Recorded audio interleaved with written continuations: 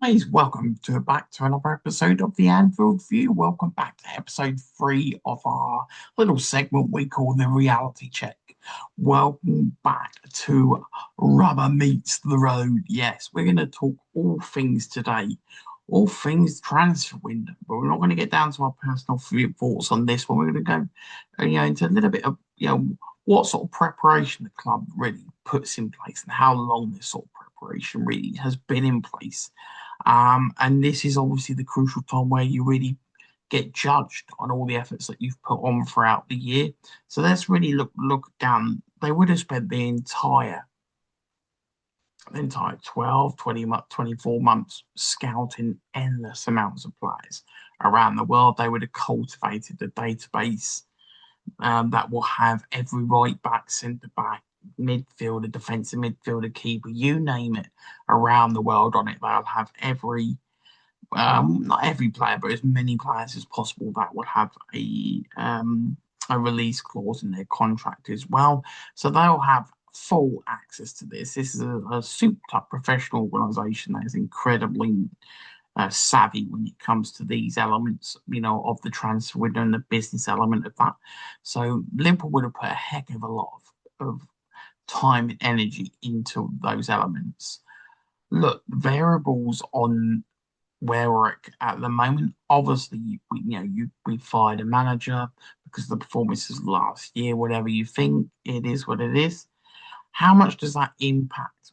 And obviously, we see Michael Edwards leave as well. Obviously, his role was an overarching role, really brought on board to really help the multi-club model. That really never happened. How much was he involved with transfers? We don't really know. I imagine he was probably there for advice, if not hands-on help for Richard Hughes as well. Richard Hughes is leaving to our Halal. How much is that impacting at the moment? We don't know. I imagine there's some degree of impact on that. We've got Julian Ward.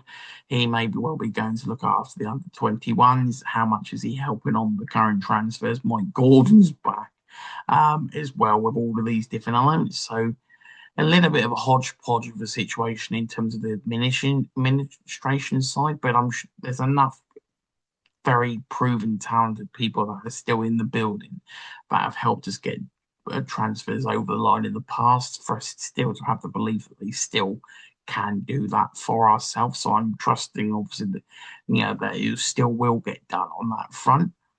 So we've covered obviously the amount of prep that they would have done over the previous months, and the database would have been cultivated over many, many years and constantly being updated all the time.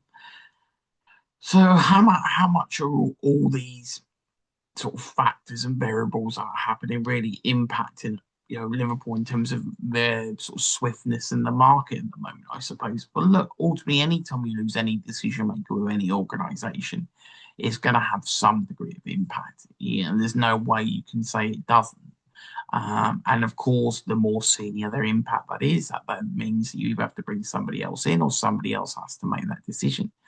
Ultimately, they're then going to obviously come up a period of time to come up to speed on that current situation, unless it's that their other person's assistant that should sort of already be up to speed already. But they may, who knows, they may not carry the same skill set as the person that just left. So do I feel that Liverpool have done the vast majority of the prep work? Yes. When it comes to transfers, obviously there's many variables depending on the business model that you choose to operate. Liverpool obviously has its sustainable model, which it is what it is. We know that both history have never really hidden that fact. And whilst last year we sort of bucked our trend of really buying a lot of we did a heck of a lot of major investment right at the start of the window and did it quite quickly, which is rare. Usually, Liverpool like to to sell a lot quickly and then go and purchase. Whereas this time round, last time round, sorry, last time we purchased a lot and then we did a bit of a fire sale to sort of claw money back. Um, where I feel Liverpool are at the moment, it feels to some extent they're going from pillar to post in terms of they're adjusting and reacting to other clubs' bids, who may or may not be available, who is available, but who really doesn't want to come to you but wants to go to somebody else. It is sort of the reality of the transfer window. So, you can't predict what other clubs are going to come in and bid for. But then equally, if you go in and bid only a certain amount of money and that's not acceptable to the selling club, then invariably you are going to put yourself in a position where somebody else can come in and steal that opportunity. I'm pretty sure Bayern Munich thought they were going to get Florian Wirtz until we came in, with that bid. Obviously, we got Victor Muniz, who was on his way to Newcastle. Newcastle have lost numerous players this summer alone, with people sort of coming in last minute to buy players from them.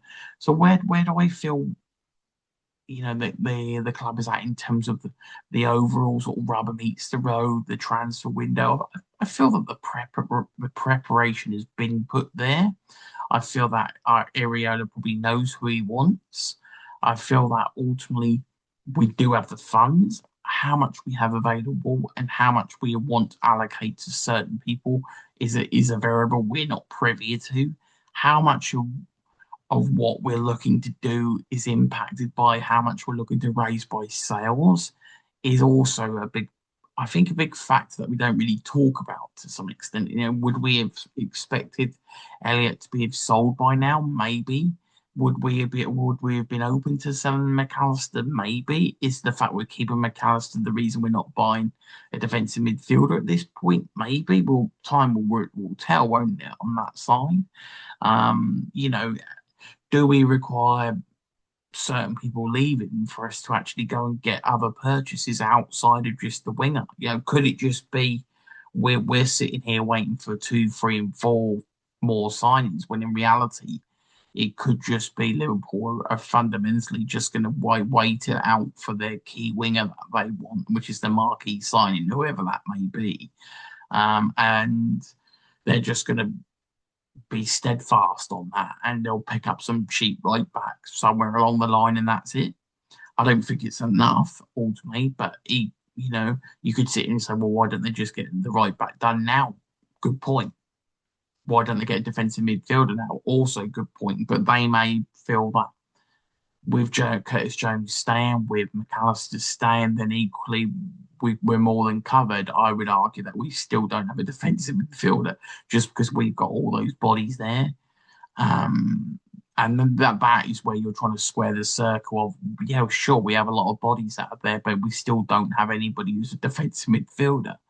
And that's the problem a little bit with the construction. But I would argue if we got another defensive midfielder, it gives us more room to rotate the squad, which can only be a good thing. It's a very small squad, really, for a top class, international team. So yeah, the time is now, isn't it, in terms of rubber and road? Only time will tell over this last month. All the prep that we've put in, all the discussions that we've had with Iriola, all the awareness that we have of what needs to be done within the squad. Will it be actioned on? Can we get things over the line? Look, we've done some great transfers last year. I'm not going to say we didn't. Did they pay off? No. Do I hope they obviously will? Sure. I was very high on Florian Wirtz and very disappointed by him last year. Will he come good? I hope so. Because probably it would go down as one of the most disappointing transfers that's ever happened for the club. I mean, I can't even blame the club because I thought he was a fantastic player at Leverkusen. I just hoping that he can adjust to the team, and to the league and the team, and he can show his merits. I hope that we can get Isak's. I don't doubt Isak's ability, and I don't doubt that he'll score a truckload of goals. It's just I worry over his fitness and whether we can keep him fit. And even more worries when we don't really have a plethora of options to rotate in. And so that is going to be, that's going to be a weird square to circle in the Isak fitness, conundrum that we're going to be in, because it's all well and good us not being ready on day one, but equally we can't write off 4, 5, 6 weeks to get the team ready. You just can't do that. You'll be out of a time. Not even saying we are in a time race, but you'll be completely out of it and scrambling for a top 4 from minute one. So look, A lot of factors in play. The moving parts of the management. I feel the fundamentals would have still been in play. So I do generally believe Michael Edwards that, the prep would have been done. Absolutely. Oh, it would have been done a long time. It would have been done months and months and months and months and months before Arnie Slot would have lost. It probably was done way back in January, February time, so all the prep for the summer. Sure, I understand the fact that the player that Slot may want, maybe an Adam Wharton, for example, and the player that Iriola want, maybe a Scott, whoever it is, maybe completely different players. And because of that, you've got to pivot. I get that. But equally, the fundamentals of the research that you've put in would have been the same. They won't just have a player that just purely suits Arnie Slot. They'll have an entire database of the midfielders, and it wouldn't take that long to pick up scouting reports and to really refine the search down to really meet Iriola's sort of criteria. This is a conglomerate of a club and organisation and group, and so they've got more than enough people that on the analytics side that would be able to pull all this data together for Iriola, for the team, for the management to really make their selections. Have we spent the last month really deliberating with Iriola over who we want? Maybe. Maybe we have. Maybe the reason it feels like we've moved like a tortoise because we've spent a month sitting down with him to run through who he wants. Do I feel that the club could have moved quicker? Yes. Has it been impacted by the people that have left or leaving? Maybe. You're always going to be impacted by the variables of what other clubs decide to do and how swift they decide to do things. Obviously, you hope curveballs like Diamande wanting to then be at PSG, although he didn't hide that fact.